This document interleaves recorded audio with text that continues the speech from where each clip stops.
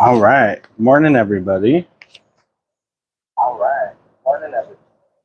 How's everybody doing today? It is Saturday, so happy Saturday, everybody. Just do a quick live this morning because I had found this story, and we had been covering this topic during the last live stream. So we got more Tyrant Judges. This time, this one's coming out of the New York Post. So let's check it out. So the headline reads, Kansas judge who signed off on Gestapo-style raid on small-town newspaper has 2 DUIs. So let's read it. A Kansas judge who signed off on the Gestapo-style raid on the Marion County Record reportedly had 2 DUIs, raising the question about its possible impact on the juris decision. Judge Laura Vare signed a warrant to allow a police raid on the newspaper over claims it illegally obtained DUI information about a local business owner. In 2012, the 8th Judicial Magistrate Judge reportedly completed a program after her own DUI arrest in Coffee County, and then was busted 7 months later for a DUI in Morris County. In the later incident, the then county attorney, who went by Laura Allen, was driving a judge's vehicle when she went off the road and hit a shed near the Council Grove football field, according to the 2012 report. She also had a suspended license. The warrant Vare signed in the Marion County Records case has since been withdrawn due to insufficient evidence, Marion County Attorney Joel Ensley announced Wednesday. Ensley said that the warrant did not establish a legal sufficient nexus between this alleged crime and the places searched and the items seized. Here's a picture of the Tyrant.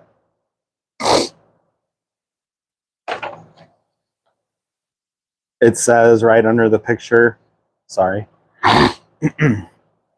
that she has previously been arrested for DUIs. All right, here we go. This is where it gets crazy.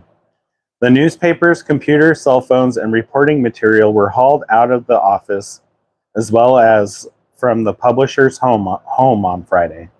One reporter also suffered a finger injury after a cop grabbed a cell phone from her hand. Marion County Record owner Eric Meyer, whose house was also raided, said his mother, Joan Meyer, 98, a veteran newswoman who also lived there, died from the stress the day after the intrusion and had been in good health prior to the raid. So, that's sad.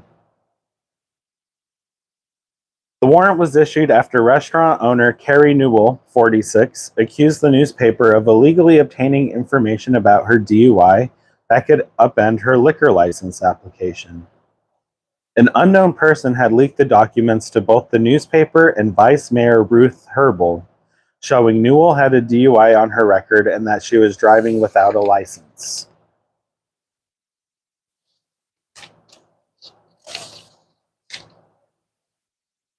The Marion County Record, however, never published the story, instead alerting police and suggesting someone related to Newell's ex-husband was involved in the leak. Meyer said that despite the newspaper being open to cooperating with police, cops never reached out or asked for the document. In addition, it was revealed the newspaper was investigating Marion Police Chief Gideon Cody, who began working at the department in June after leaving a Missouri force earlier this year. The Marion County Record was looking into sexual misconduct allegations against Cody. The newspaper's equipment has since been returned. While investigating the newspaper raid, Meyer said he found it a little suspicious that a probable cause affidavit was filed 3 days after a search warrant was served. Meyer also laughed at the officers who failed to seize Newell's DUI documents, which were out in the open during the raid. Quote, "It was sitting on my desk next to the computer they seized. They didn't take it."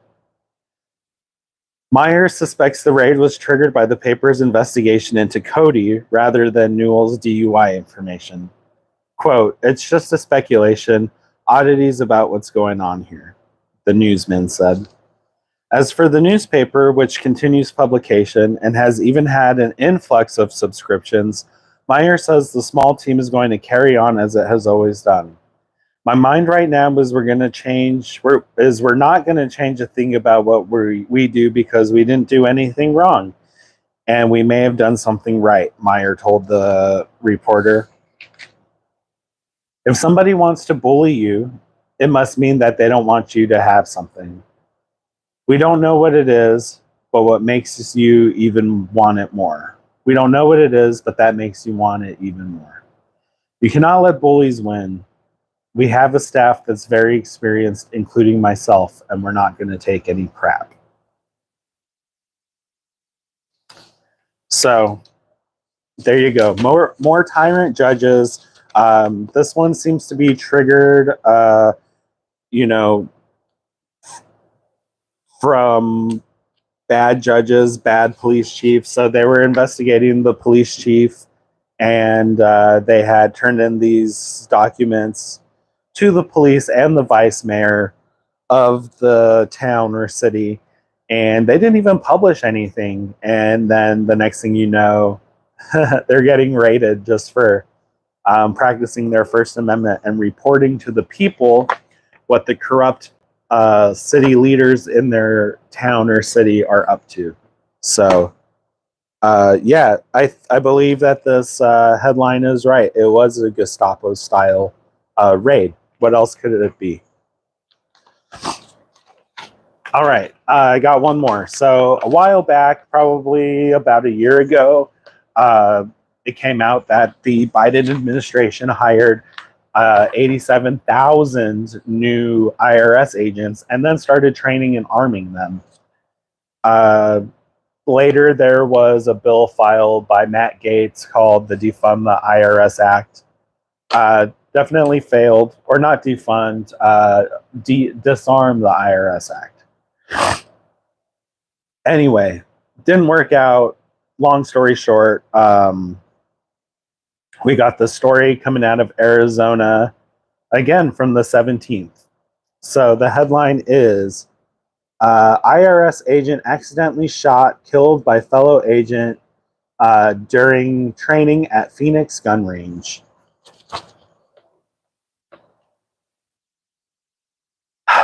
Let's get into it. All right, here we go. You ready? This is from a local Arizona news, Phoenix TV3, CBS 5, whatever that is. All right, here we go. A special agent with the IRS is dead. If nobody knows, the IRS is the Internal Revenue Service, tax collectors. A special agent with the IRS is dead after being accidentally shot by another IRS agent during a training exercise Thursday at a federal gun range in Phoenix.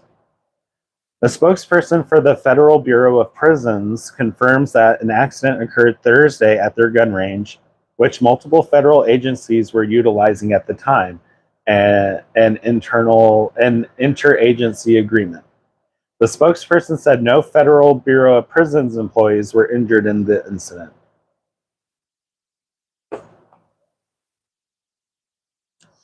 Charlotte M. Dennis with the Phoenix Field Office of the IRS Criminal Investigation Division replied to Arizona's family on Thursday afternoon, confirming that it was aware of an incident involving one of its special agents. She said the agent was taken to the Honor Health Deer Valley Medical Center where the agent died. Quote, "Our concern today is for the agent and their family," she said in a written statement. Special agents with the FBI's Phoenix Field Office are investigating the shooting. The FBI's investigation will be methodical and thorough to address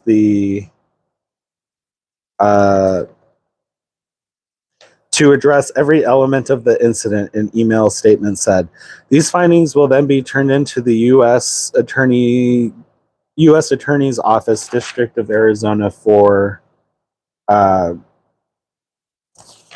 further investigation.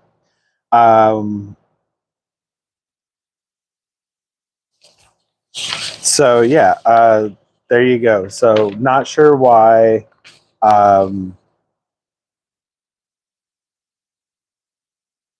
this accident happened. I'm not sure what the details are because, oh wait, look, we have more details to the story. So the special agents involved in Thursday shootings were part of the IRS's Criminal Investigations Unit with the Phoenix Field Office. Special agents with the IRS Criminal Investigations are the law enforcement branch of the IRS and are fully sworn law enforcement officers who investigate violations of the IRS code, the Internal Revenue Code, including potential tax crimes, money laundering, and some Bank Secrecy Act violations. According to the IRS, the Criminal Investigation Division is made up of 3,000 employees worldwide, with 2,100 of those being special agents.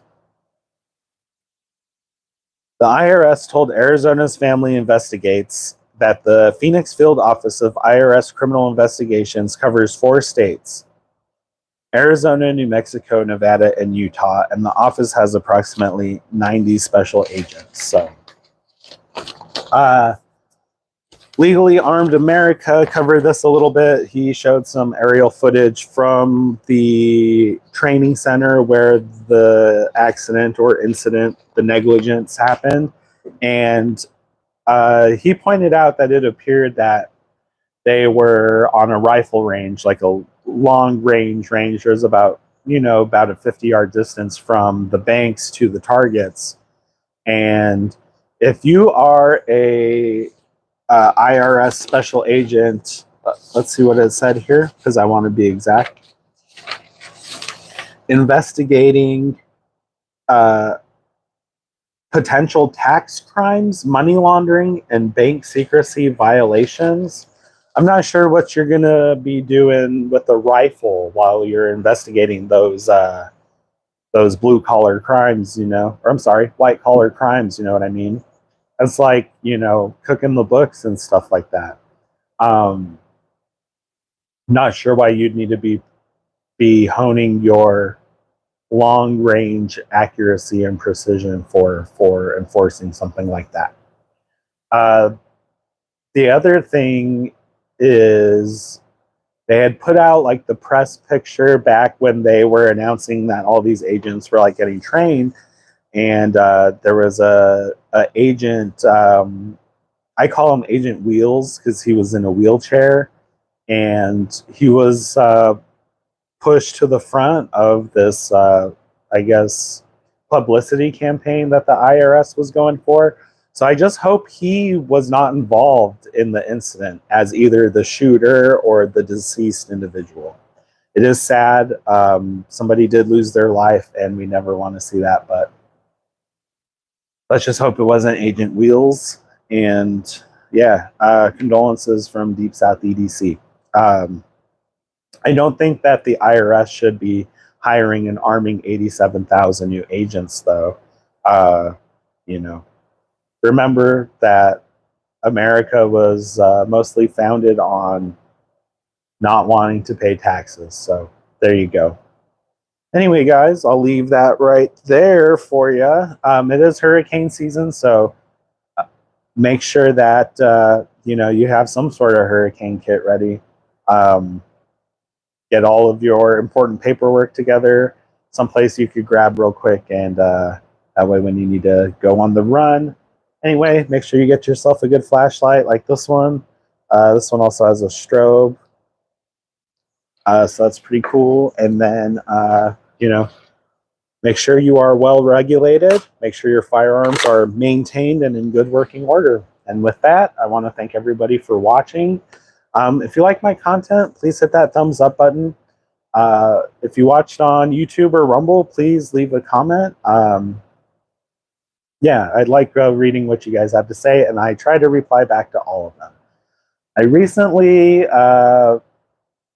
let me start over. My GoPro that was given to me when I started the channel that I used all the time has recently died.